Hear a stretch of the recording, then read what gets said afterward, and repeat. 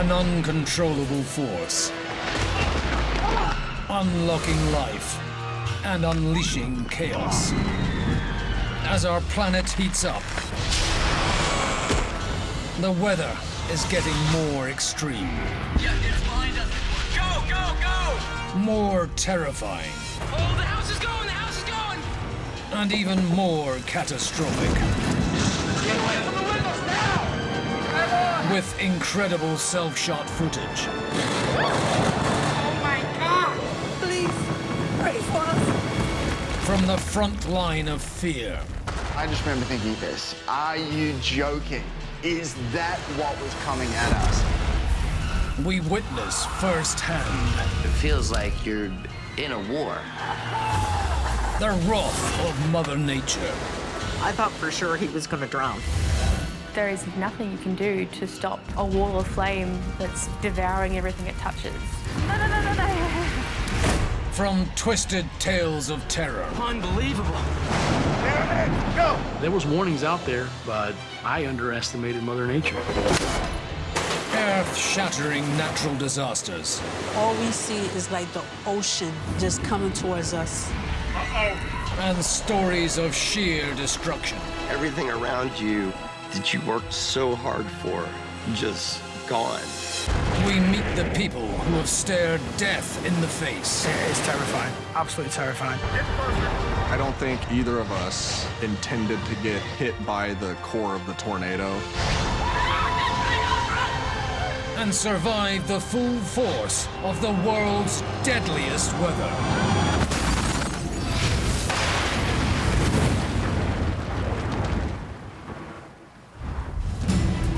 Coming up. That guy just got wiped away.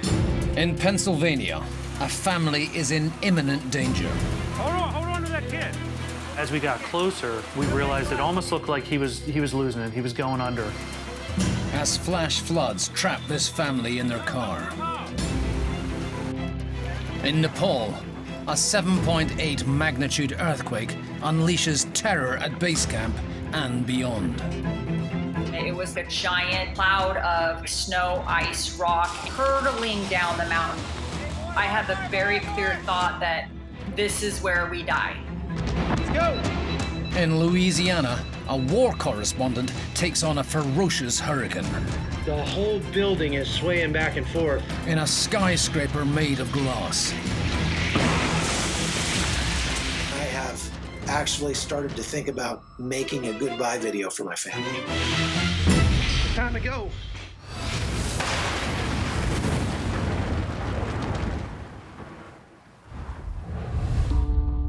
August 3rd, 2020. Hurricane Isaias makes landfall in the U.S. There's two vehicles completely gone right there. As this colossal beast accelerates up the East Coast, it turns into a tropical storm, and it's heading straight for one of the most flood-prone areas in the U.S. Chester County in Pennsylvania. Home to around 500,000 people, including Dan DiGregorio. We have flash floods nonstop, and a creek turns immediately into a massive river. We heard about this storm working its way up the coast. I don't think we were prepared or expected how bad it was. Living his whole life in Pennsylvania, Dan is no stranger to dangerous deluges. Holy. But he's never seen anything like this before. I don't know how to get out of this. Covered bridge. Looks like it's about to be taken out. This is actually getting a little scary now. During the tropical storm, I was driving on the back roads, and I came across a bridge that was about to be overtaken by the creek. I think it was about 8 inches of rain within 2.5, 3 hours. With all escape routes blocked, Dan is now trapped by a road which has turned into a ravine. But he's about to find himself in even deeper water. Next thing you know, as we see this car coming down the hill and try to drive through the water coming towards us. And it was one of those, oh my goodness, what are they doing? And you saw the car lift up, spin 180, and then disappear behind a tree in the distance. Now that guy just got wiped away. There was a huge tree blocking that side of the river, so we weren't able to tell, was the car still there? We immediately started panicking. We just saw a car get swept away. We need to figure out a way to help these people. We didn't know if it was elderly, children, you know, who was in the car. But Dan is in luck. As we were trying to figure out what to do, we literally turned to the right, and there was this front end loader, a huge construction vehicle that none of us even heard pull up. He lowered the bucket, we all hopped in without even second guessing it, and we started off to go see what was down there. Yeah, I'm doing something stupid again. As we got closer, we realized there was a father and a baby trying to get through the water. Stay there! Don't move! And it almost looked like he was losing it. He was going under. Hold on to that kid. That father is Dazo Dawu. Felt that danger after when I got out of the car. And my reason of getting out of the car was to test the water to see what's the force. Got to know that it was actually heavy, how powerful that water was. It was like reaching, I think, to my ribs. I had my hands on him because he's a baby. He might try to do something. But they are all in imminent danger of being swept away. The car was smushed up against a fence, kind of floating there. No idea how long the fence would hold. The strength of the water was insane. So much so, the front end loader was actually being moved because of the pressure. Those things are 15 to 16,000 pounds. Hang on 1 second. Latching myself in. With no time to waste, Dan and his makeshift rescue team make a human chain to reach Dazo and his 2-year-old son, Deshauna. We grabbed him, I passed him down the line, and because it was a bucket, we just put the baby behind us so he was safe and out of harm's way. And as we were yelling to the father, we could see there was another little boy in the front seat, and we were trying to convince them to go behind the car on the other side and climb up on the roof. That's it. Get on the fence and climb out over the fence. No, over the car. Do the window down and climb onto the car. Open the window. Well, next thing you know, the father has the back window open and pulls 2 little kids out and put them on the roof, which blew our minds. We had no idea there were more kids in the car. So it amplified our urgency to take care of the situation. Can you get on the roof that side, buddy? Buddy! On the roof is Dazo's 5-year-old son, Dashel, and 7-year-old niece, Jennifer. The most frightening part about the whole experience was saving those kids and how. No experience of swimming, nothing. Be really careful, buddy. We were trying to tell the little boy up front, you know, work your way onto the roof. Stand up straight. But when the little boy climbed out and started working his way down the car, you can clearly see how strong the water is as he's holding on for dear life not to be swept away. The boy is Dazo's 12-year-old brother, Asumana. Grab me by the wrist. He starts to lose it, and by a miracle, a luck of God, whatever you want to call it, I was able to snag him by both wrists as he was being pulled away down the new river.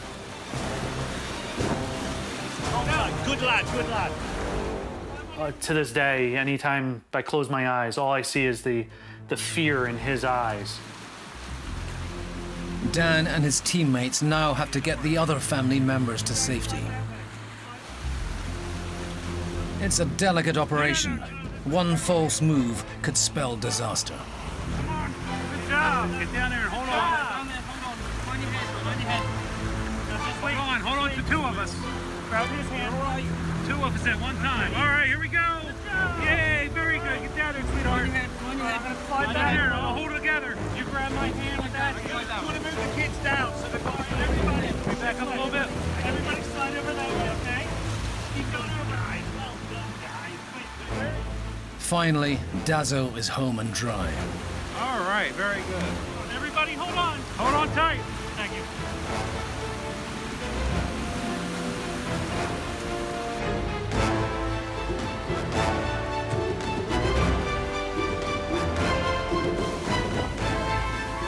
As they make their final voyage back to safety, the emergency services arrive.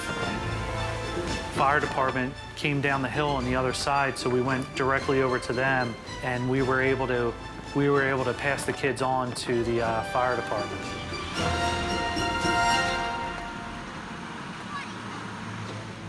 Lucky, none of us even got a scratch. We were all lucky we all lived. It's a close call for the family and Dan's brave team. Tropical storm Isaias claimed at least 9 lives and caused an estimated $5 billion worth of damage across the US. But this terrifying ordeal created an unbreakable bond. Because of an event like this, we are all family now. The family we rescued are now part of my family. Definitely, we are friends, and I tell God thank you for my new family. And Dan, thank you. Thank you, Dan. Thank you for everything. Having experienced this rescue, this crazy event, has kind of really opened my eyes. It's just something where you can't believe how strong something so small is and how fast it can grow into a violent, uncontrollable force. We pray that people realize how strong water is, how strong Mother Nature is. Hold on to that kid. When dangerous weather strikes, it's often down to have-a-go heroes to save the day.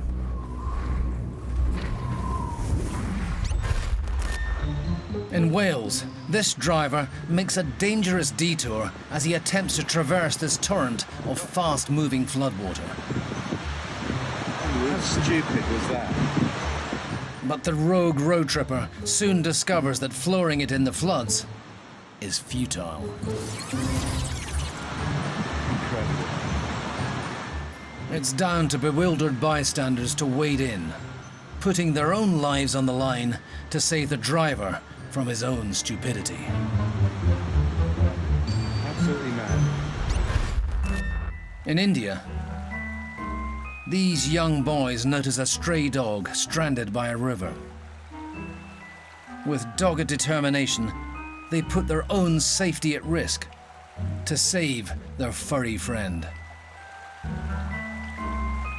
After some gentle persuasion, the dog is airlifted to safety.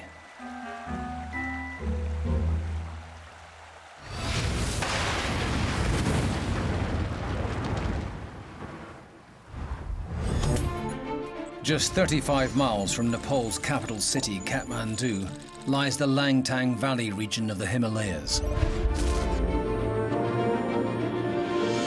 Wedged between dramatic snow-capped peaks over 23,000 feet high.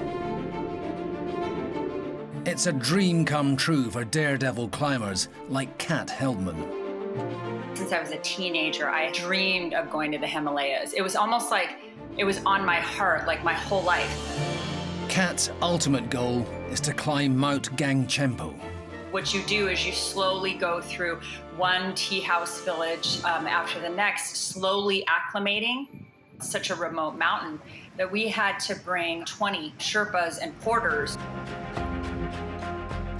On April 25th, 2015, Kat and her hiking buddies reached the village of Kayanjin Gompa. You look down below you in the valley, and it was like, wow, we've arrived. It's really a sight to see. But Kat's joy is short-lived.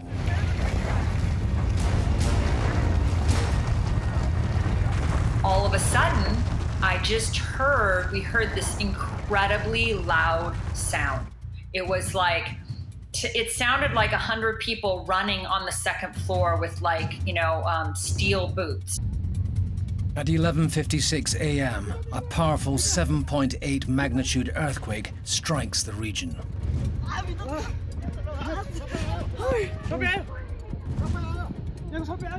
I've been in earthquakes in California, and I've never, ever been in anything like this where it was like the ground was sort of rolling. We realized that Brigida Our climbing partner was not with us.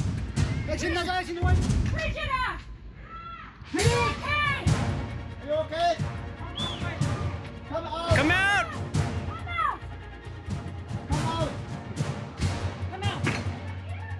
I just didn't think, I just ran in to get her.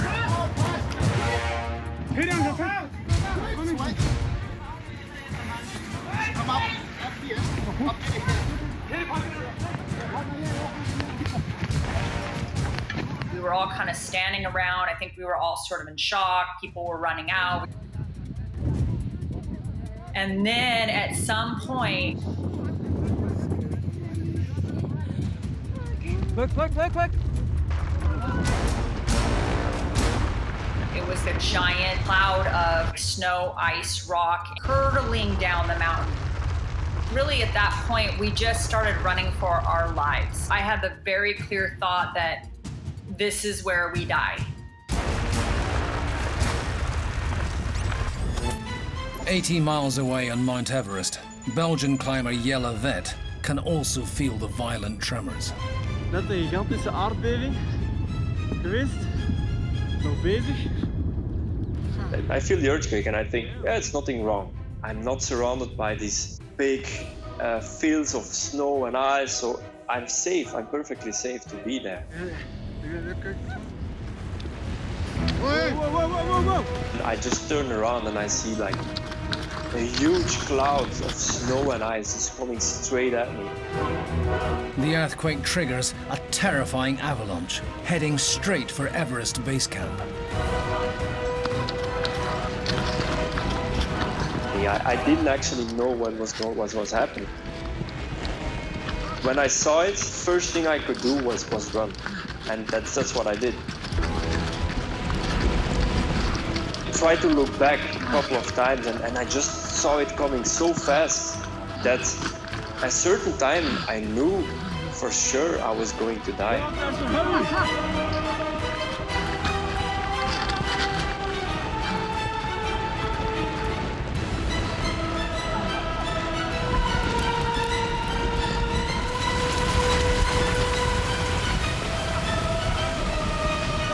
Suddenly I couldn't see anything and I couldn't breathe. I was afraid I would suffocate in the snow.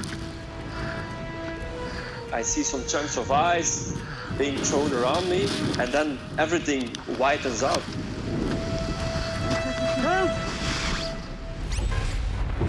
From volcanoes to valleys, mountains can be both awe-inspiring and dangerous in equal measure. And when weather hits at these heights, it can turn thrill seekers white as a sheet. In Utah, this mountain biker teeters terrifyingly close to the edge.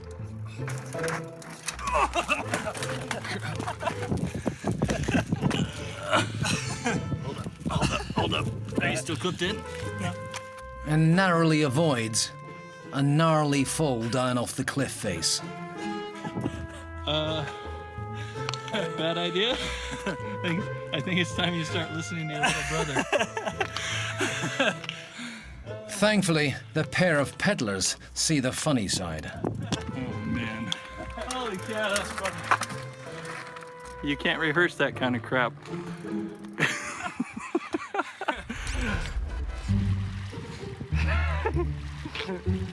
In Chile, Come on, man. this hiker attempts to jump over a beaver dam, proving you're damned if you do, damned if you don't.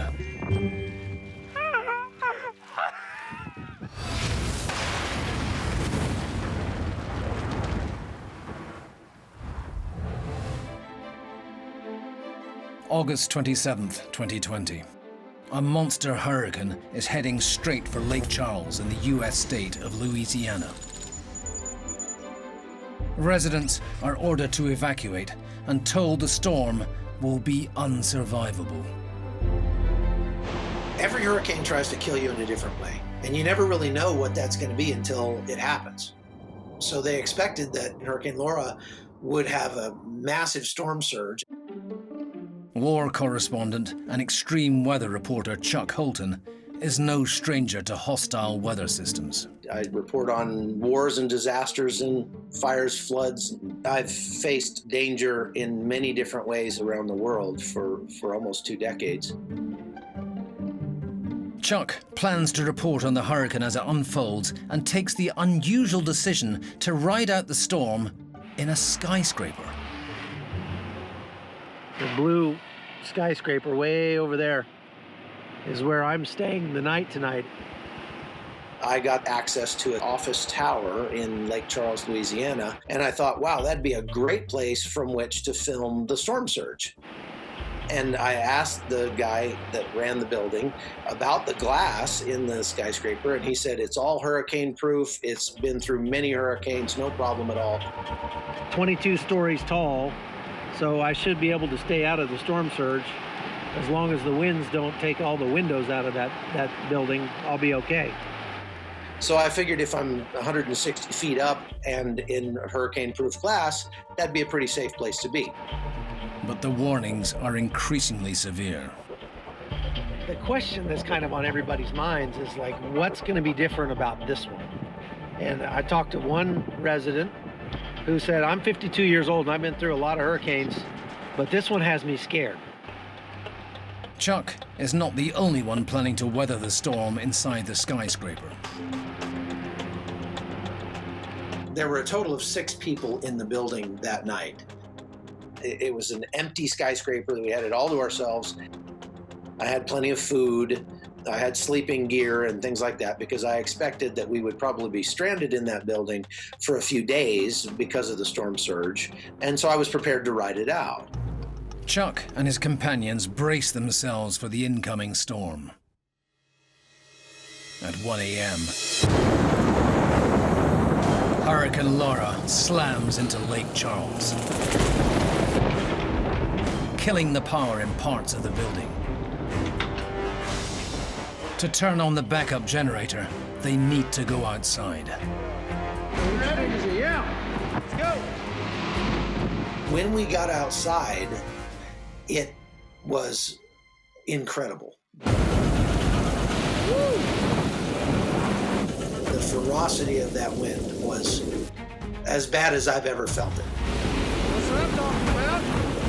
That was the first time that I really realized just how bad the winds were going to be in this hurricane. Look at that. Wow. I was really worried about getting killed out there with that kind of force behind the wind. So I was trying to kind of hide behind the generator so that I didn't get decapitated by a piece of metal or something. Power restored. Got it. Chuck and his companion race for cover. Even getting the door open to get in and out of the building was difficult because of the force of the wind. Back inside the building, things quickly start to escalate. Right as soon as we got back into the foyer, the windows started to blow.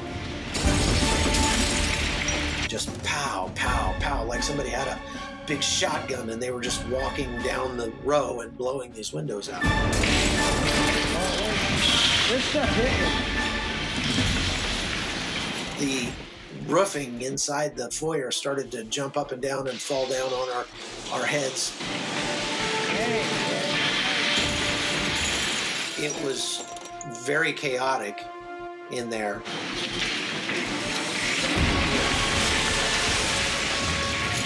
Showers of glass were coming down. And that's when I realized that, okay, it's time to get out of here now. Time to go. Chuck retreats to the 16th floor. This is really eerie. But the whole building is under attack from the brutal winds. So far up here on the 16th floor, the windows are holding, but I'm not going to be in that room where those windows are because after seeing those windows blow out on the first floor, no way, no way. I was truly shocked. I was really surprised, because if that building had withstood so many hurricanes beforehand, I totally expected that we would be safe and there would be no problems in that building for this hurricane. It's like there's a monster trying to get in. I can feel it in the floor. That's when I started to notice that the building was really starting to sway. Okay, this is getting really uncomfortable. The whole building is swaying back and forth. Really serious. Really serious. I mean, it was really starting to sway, maybe 6 or 8 feet in either direction. I don't know if I want to be up here on the 16th floor, man. I've seen what happens to people who are in buildings that collapse, and it's not pretty. I don't like this at all. Not at all. That was the first time in many years when I have actually started to think about making a goodbye video for my family. I'm gonna be ready to take off at a moment's notice. With the whole building now at the mercy of Mother Nature, Chuck is running out of options. Dude, we gotta get out of here, man. You feel that? Yeah. Holy crap, man. Our idea was to go down to where things weren't swaying so much. I've been through earthquakes that didn't feel as bad as this. Yeah.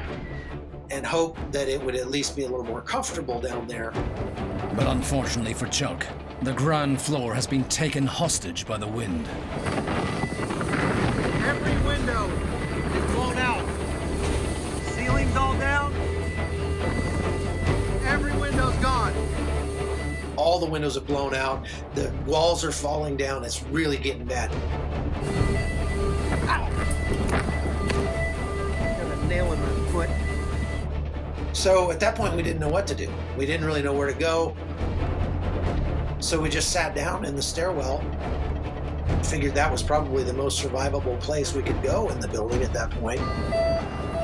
It's hard to describe the terror of sounds like that. The howling and the screaming of the wind coming through the building. Things crashing into walls, walls falling over, the creaking and groaning of the building itself, but not just for a moment. This went on for hours.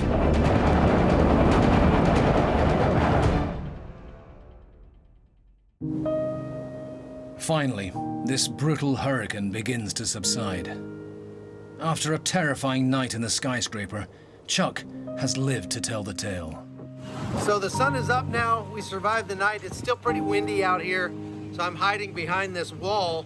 But I want to show you the outside of the building that I spent the night in last night. Check this out.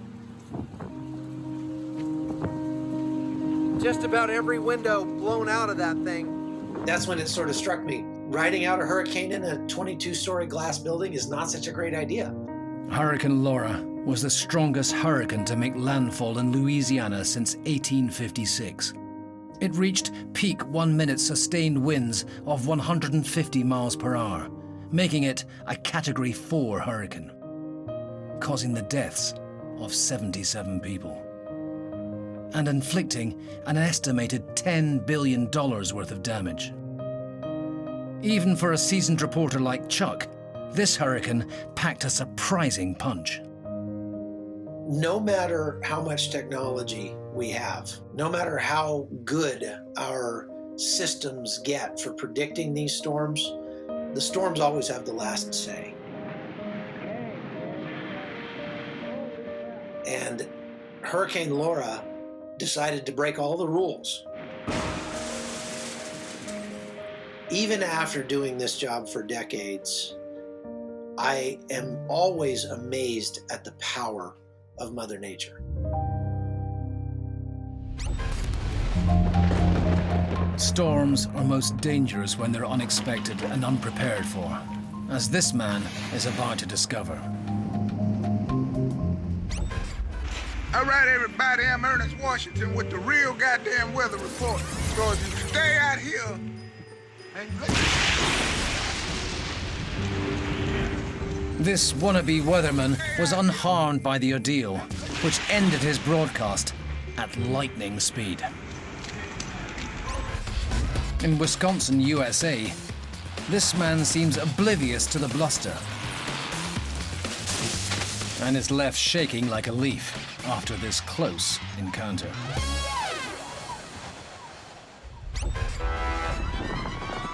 In Taiwan, a kite festival takes a terrifying turn when this 3-year-old girl becomes entangled in a kite's tail.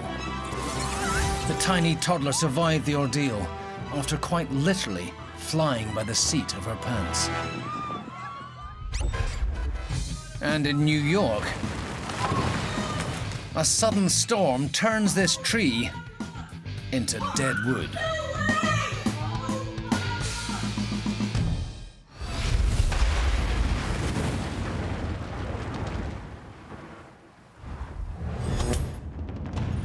Back in Nepal, the earthquake has triggered a lethal landslide in Bamboo Village. A raft of deadly debris is cascading downward, heading straight for the village, and trekker Corey Ascalani. You're kind of overwhelmed with sound and visual movements, and you don't know where to go. You have no place to hide. With no sturdy structures to take shelter in, Corey is at the mercy of Mother Nature. Rocks were coming at us. People were underneath tables.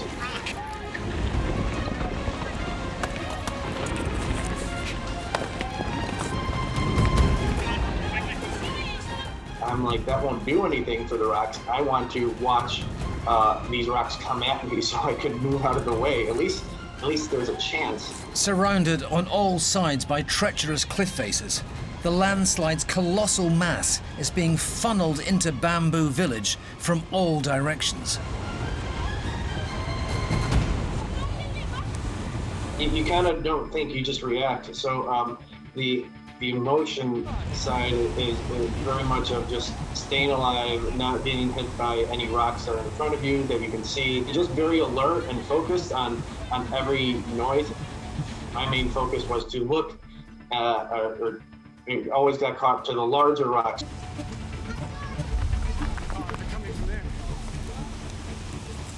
One of the boulders was very large, about the size of a car. Could like kill you. We're surrounded. Back at Everest Base Camp, Yellow Vet is trapped inside an avalanche. I was running towards the tent where my friends are, and I thought, yeah, I'm just gonna crawl on hands and knees, because there was no way I could walk, because of it's all rocky and then slippery, so. And I thought, yeah, I'm just gonna crawl to this tent. I felt the tent and I started searching. I was screaming from the tent and I couldn't see anything.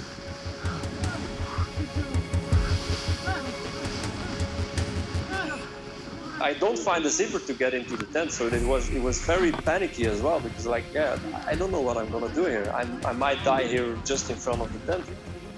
And I crawl and I suddenly find an entrance, and then I feel one of the hands grabbing me, and they just open the tent, they drag me.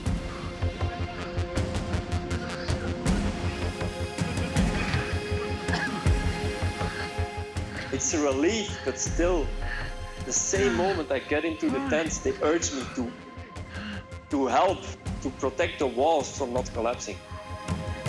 Yella makes it inside the tent, but is still in danger. A series of aftershocks could trigger another avalanche at any time.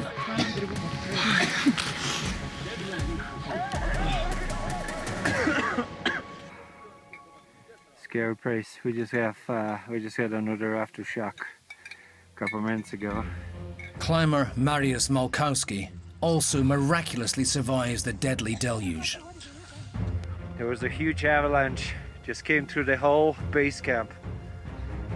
Oh, flipped number of tents. Wow. Wow. This is scary.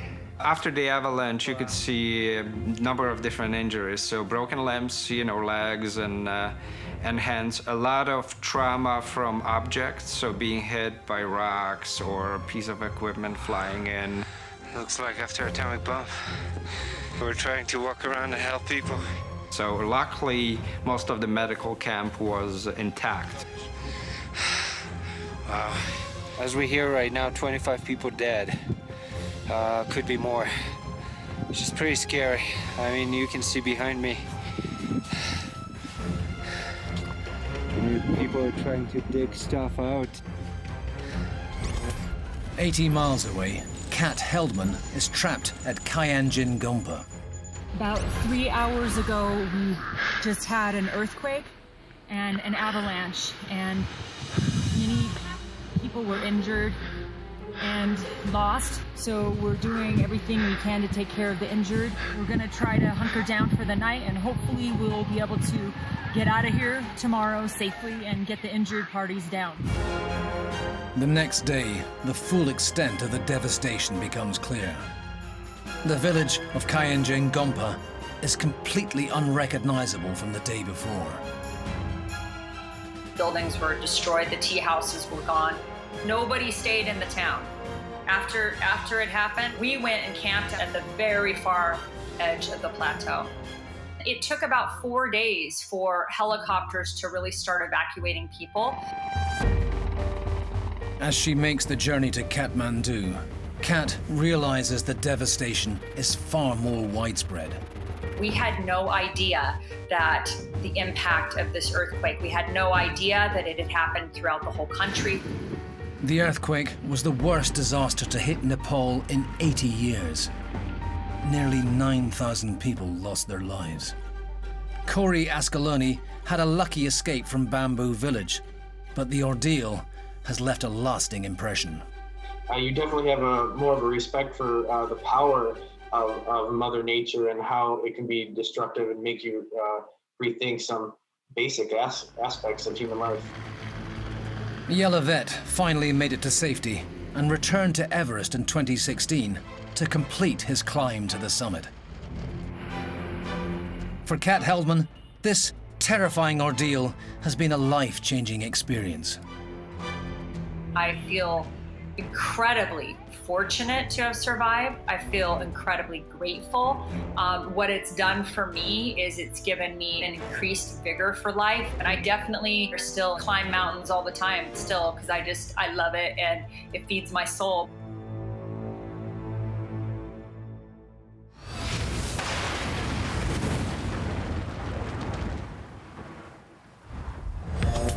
Florida, USA. The waters here teem with life. And with over 1,300 miles of coastline, it's known as the fishing capital of the world.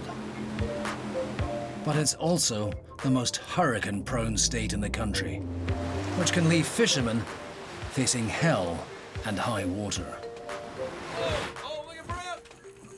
Nobody knows Florida's freakish weather better than local fishing fanatic and YouTuber Victor Luber. You don't know what you're gonna catch: almaco, jacks, wahoo, tuna.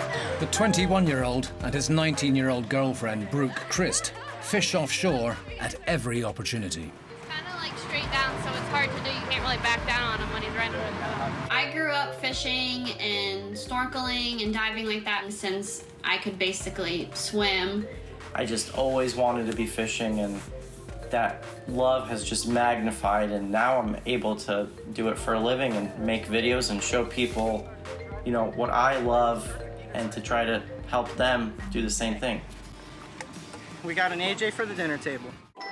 And the weather rarely deters them. So every morning, basically in Florida in the summertime, it's flat, it's clear, it's nice and humid, it's sunny. As the day goes on, it gets hotter and hotter. That humidity rises, it increases, and all that water becomes clouds.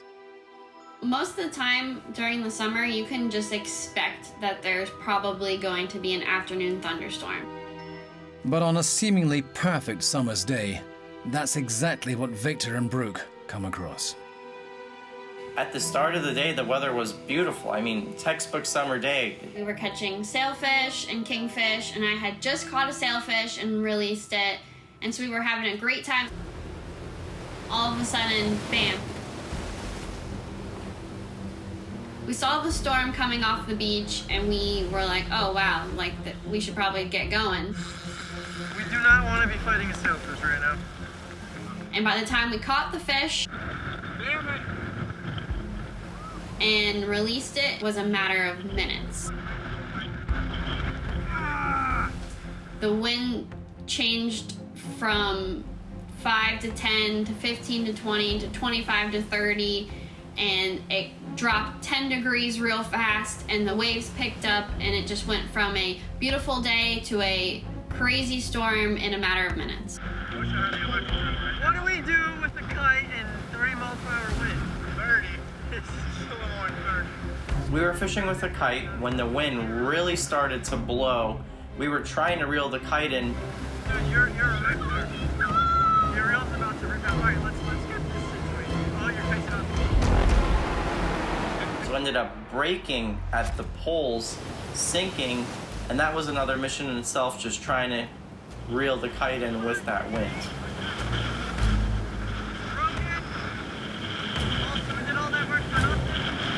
You know, getting a little antsy trying to get back in shore because we saw that storm was coming.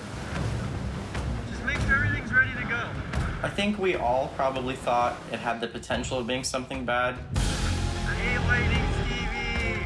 You're gonna start to see me pray to a God I don't believe in.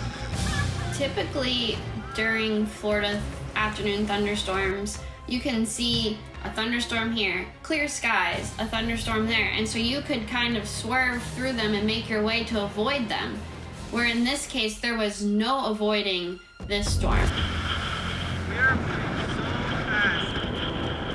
With no other option, they go headfirst into the storm center. This is gonna be a fun ride. We knew full well that we had to go through it, and we knew it wasn't going to be fun. There's lightning, there's rain, and you know, there's a lot of wind, but that was what we had to do because that was the dangerous option was the safe option at that point.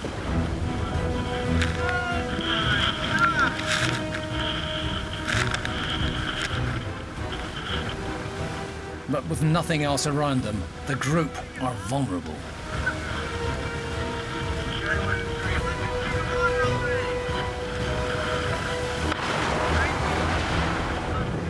My biggest fear is always lightning. Lightning is dangerous, and when you think about it, you're always the tallest object when you're on a boat. To make matters worse, the boat is the perfect conductor for a high-voltage lightning bolt. One thing that was slightly scary was that the main thing to hold on to on a boat is the T-top, which is made of metal. And if you think about lightning, the first thing that's probably going to get hit is this metal T-top with fishing rods on it and an antenna.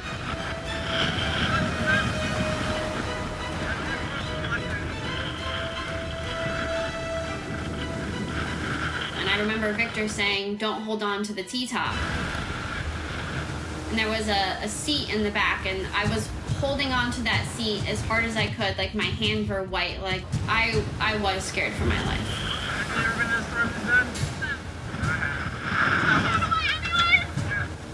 I think I was for sure the most scared person because I got to the point where I started crying.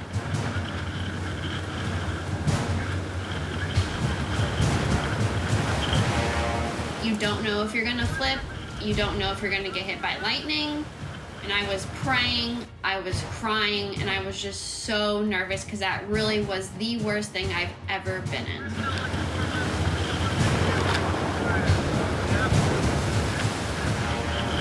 With conditions showing no sign of letting up, the worst-case scenario sets in for 21-year-old Victor. The problem is the Gulf Stream, which runs from south to north in Florida, would have taken us miles and miles away from our original location. And it also moves offshore. When you're moving that fast and the Coast Guard's looking for you, they're spanning hundreds and thousands of miles, and the chance of them finding you are just so slim. After a nail-biting voyage, the group finally spot their salvation.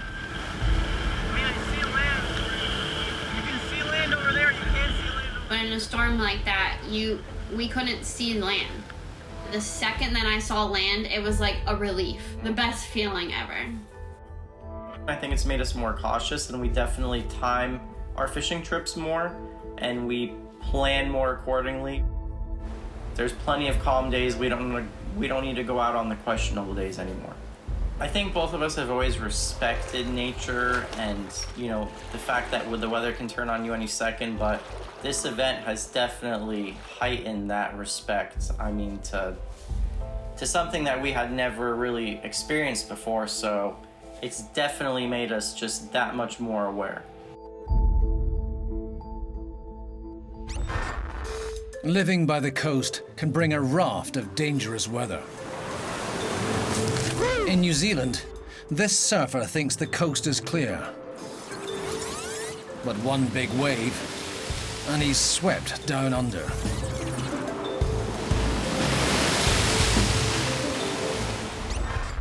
During Hurricane Isaias, powerful Atlantic winds sweep through this neighborhood. Whilst an onlooker roots for this tree,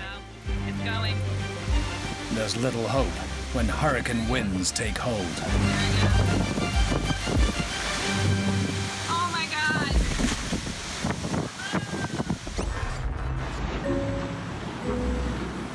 God. In the States, this sailboat sways like it's 3 sheets to the wind.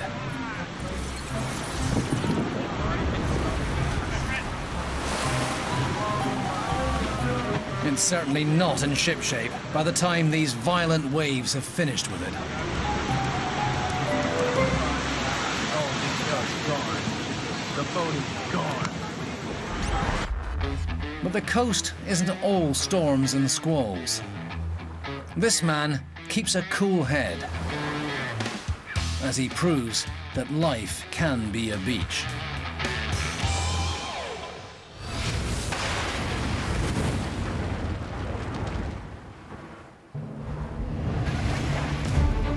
In this episode, we've witnessed the colossal power of a 7.8 magnitude earthquake. We've seen how perilous flash floods can threaten to take lives. Go back in the car. And we've learnt that riding out a hurricane in a skyscraper is a terrifying ordeal. And next time, there will be more. Because deadly weather stops for no one.